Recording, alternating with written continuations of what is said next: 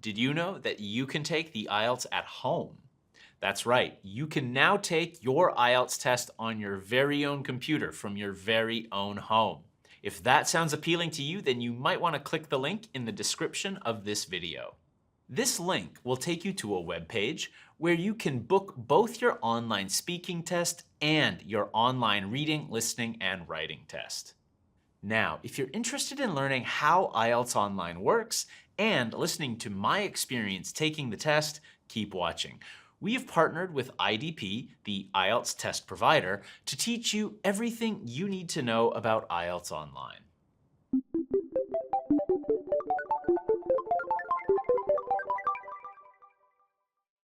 Before we look at how IELTS Online works, I should mention that IELTS Online is currently available in a limited number of countries, which you can check in the description of this video.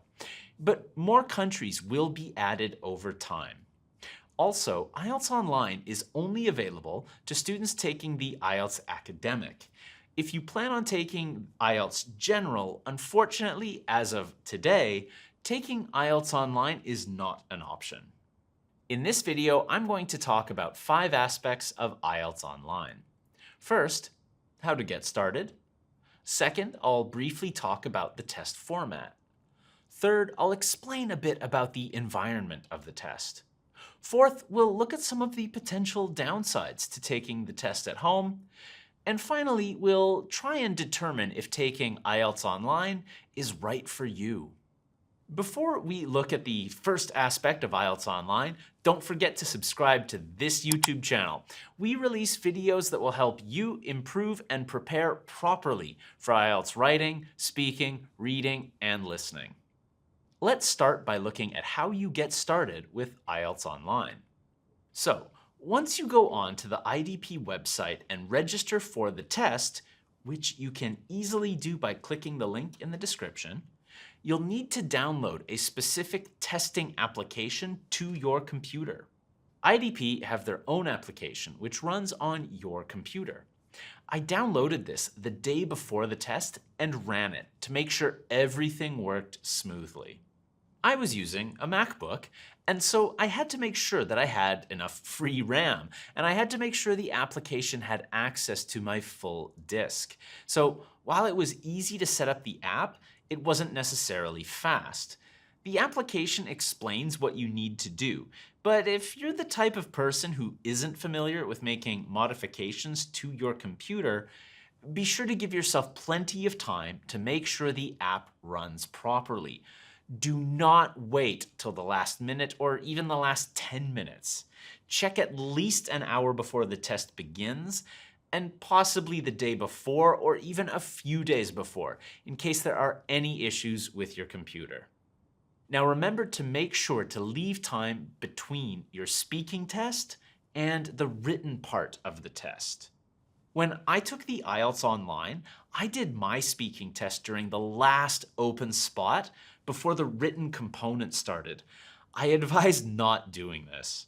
Book early if you can, so you have a wide range of times to choose from for your speaking test. For example, if your speaking test is at 2:40 p.m. and your written test is at 3 p.m. the same day, it's not ideal.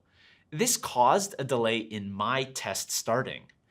I found it a bit stressful to restart the app after the test was supposed to start. Now, if this happens to you, try to relax. You're not going to miss any part of the written part of the test. You'll be fine. Don't worry. I just think it's wise to have at least 20 minutes to take a break after the speaking test. And you can have your speaking test and the written test on separate days as well. If you can do this, great. As I said, the earlier you book your test, the better. So let's now look at the test format for the IELTS Online. It's quite straightforward. The test format is similar to the computer-based IELTS. That is, for the written component, the order is listening, reading, writing. When I did IELTS Online, I only had the option to do the speaking test before the written part. If you get a chance, make sure you use the practice tests that are available on IDP's website. I was honestly a bit arrogant. I had actually never used the computer-based practice tests. And on test day, I was a little distracted trying to figure out how the note-taking and highlighting worked. And it did have an effect on my performance. I wasn't as focused as when I used paper-based tests because I was learning the test environment at the same time. Don't do this. My advice, check out the IDP practice materials well before test day. Let's talk now a bit about your test environment. So, on test day, you will need to have a good place to do the test. That means well lit, clean, good internet connection, and no people. I am quite fortunate that I was able to do this in my apartment here in Australia. Before the written part of the test, I was visited by a proctor who asked me to lift my laptop and show her the apartment. I also had to use the camera on my phone to show her my keyboard. Now, something I didn't know before taking the test is that we're not allowed to have any paper or pencils with us, which was a surprise to me. Remember, you can make notes in the IDP test app, but you're not allowed to have paper near you. As I said, be prepared. I wasn't sure how I was going to take notes, which caused a bit of stress at the beginning of each part of the written test. Once again, I recommend practicing with IDP's practice materials on their website.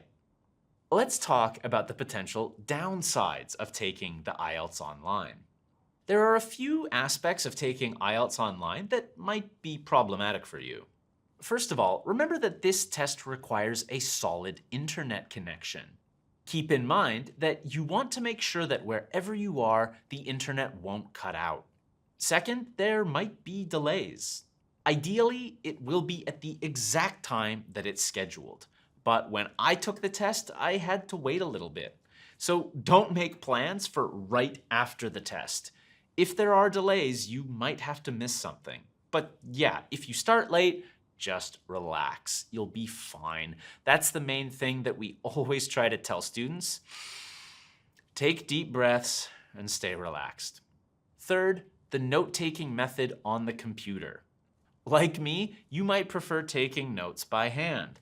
I just find it a little bit strange to move the cursor around the screen. Now, the system works just fine, but I prefer the analog feel of note-taking, especially for reading and writing. That said, I'm sure that with some practice, it would be fine for me to do it on a computer. Most of my students who do computer-based testing tell me the same thing. Fourth, you do need to reach the minimum system requirements for the test. You can check these requirements by clicking that link in the description. Now, the last downside to taking the IELTS Online is that it won't save you any money. Taking IELTS at home costs just as much as going to the test center. So, is IELTS Online right for you? Well, it's kind of up to you. I always tell my students that there are so many factors that go into having a good experience on test day. 3 of the biggest factors I would consider when thinking about IELTS Online is, first, do you get distracted by others when taking the test? You might find it easier to focus when you're on your own. The second factor I would consider is how easy is it for you to get to a test center? If the test center is far away or public transport is unreliable, taking the test at home might be a better option for you. Keep in mind, you don't have to do it at home. Any neat location with good internet will work. Finally, the last important factor I would consider is what format are you the most comfortable with? Paper test at the test center, on computer at the test center, or on computer at home? What do I like best? To be honest, I like the paper test, so I'd probably prefer going with the test center. Personally, I really like being able to write on the paper. I just find it easier to make notes and make quick changes. Ultimately, for whatever test format you choose, my advice is to prepare for it. However, if you plan to do the test on paper, I would still advise doing some practice on a computer just in case, and vice versa. Something could change. You never know. If I do the test again, I'm definitely going to practice a bit with the computer beforehand, just so I'm more familiar with the way the application works. As I said, I really struggled at the beginning of the reading test, just trying to figure out the format and how the system worked. I finished the test, but not as quickly as I have when using the paper test in the past. That's it for this video. Remember to click the link in the description if you want to take your IELTS at home, and good luck with your test.